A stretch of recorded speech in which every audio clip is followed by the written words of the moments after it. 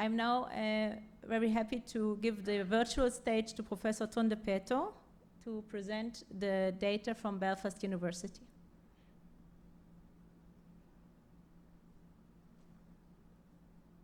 Tunde, are you with us?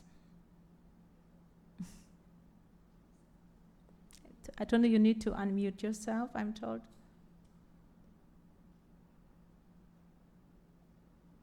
Thank you very much. The host just allowed me to unmute. I'm really sorry about not being able to be there, and I hope you can hear me. It was a wonderful introduction. Thank you very much, Dina, and it's a wonderful data set that you generated. So I'm just going to talk you through in the remaining couple of minutes in the UK data. So if you can go to the next slide. In the UK, we are slightly in a different position.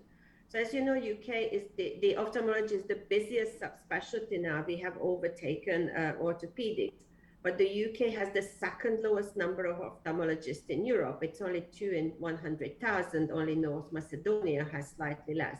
So we have non-medical decision-making that makes training and quality assurance essential. COVID made our backlog even worse, and we really do need to understand our population needs.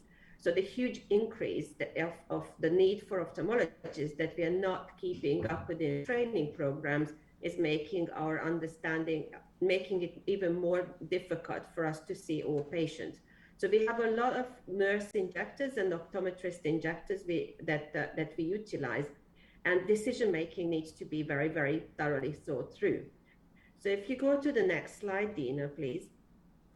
Then we can see that our characteristics are slightly different. Our patients are slightly older than your patients in Israel were, about 5 to 6 years, and the vast majority of the patients were again are females as well, and about 2/3 of the eye patients are injected in one eye only, and the rest is in both eyes.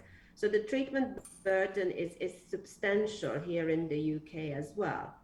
On the next slide, we will be able to see as to how our visual acuities are.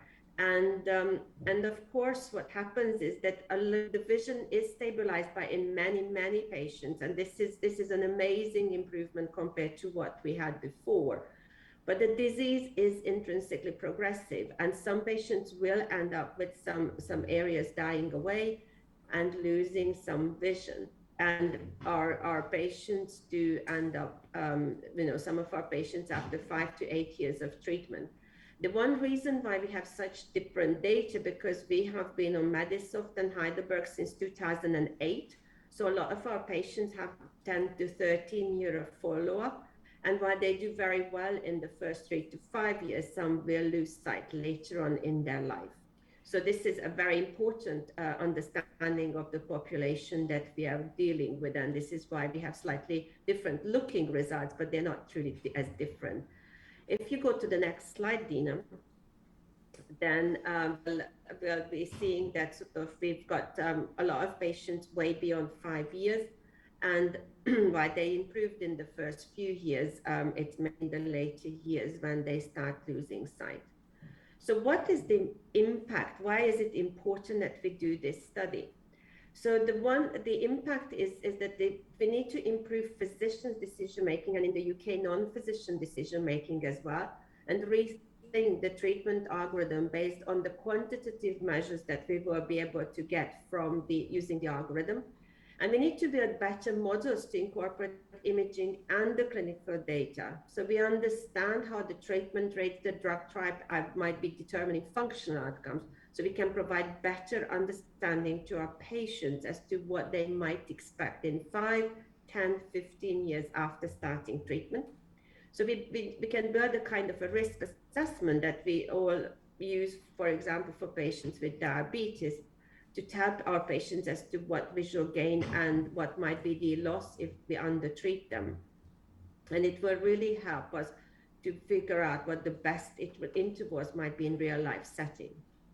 So on the next slide, there are a couple of other impacts that we have been talking about, especially in the UK. We need a lot of enabler and help with safe and non-physician decision-making with inbuilt support mechanisms that the AI will be able to provide, to build training and teaching sets and allow for quality assurance for the grading of the images, and safely reduce the need for decision-making by physicians.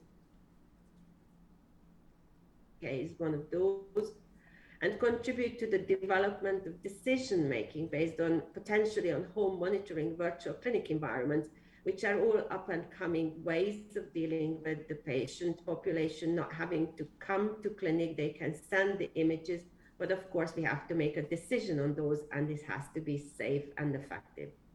So, sorry, so we really hope that this project will deliver the amount of patient impact that we would like to have, and we are really working very hard together to get this delivered. Thank you very much for your attention, and I'm really sorry I can't be in Israel. This is the team, both the Queen's University Belfast team, the Israel team in Tel Aviv University, and the team at Nota Vision, who we are working very closely with.